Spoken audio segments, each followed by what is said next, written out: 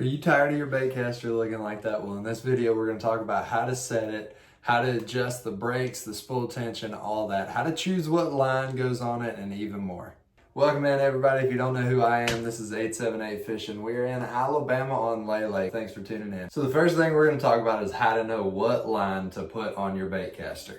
These are awesome reels. I feel like I can get a lot more of a precise, consistent, and longer cast out of these. I'm a whole lot more accurate with them. It takes some practice, but it's not that hard.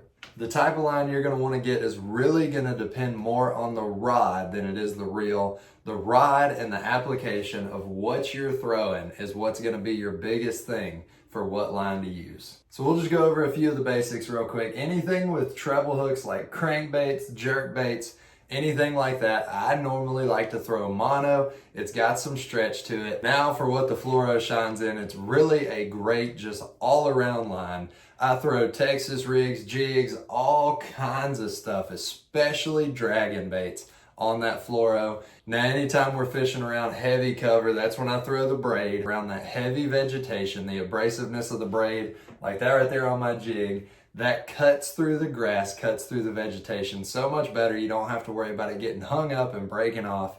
It just cuts through it. Now we're going to get into the spool tension, the brakes, all that. So if you look on your reel on the handle side, you've got your handle, you've got your drag right there. That's what you set so the fish can't pull that line out.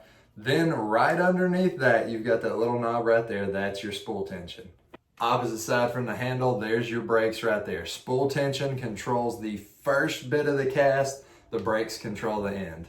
What I like to do, turn your brakes all the way to zero, bring your lure about that far from your rod tip, just hanging out, set your spool tension tight. You'll go ahead and push your button, which normally without the spool tension tight, that lure would fall. It shouldn't fall right now because your spool tension's so tight. Go ahead and loosen that until that bait slowly falls. And when it hits the ground, it should just create like a loose loop right here. Not a bird nest, not a knot, just a loose loop.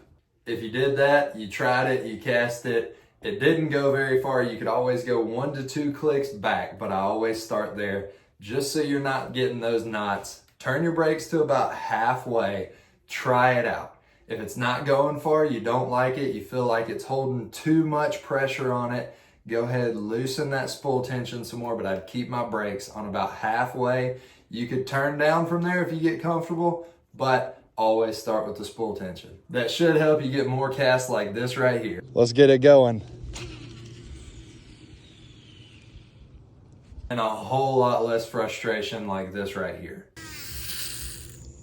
I appreciate it, guys. If you like the tips and tricks, you like this video, I would love it if you guys would go ahead and hit that subscribe button. Leave me a comment, let me know you like the video and what you want to see next.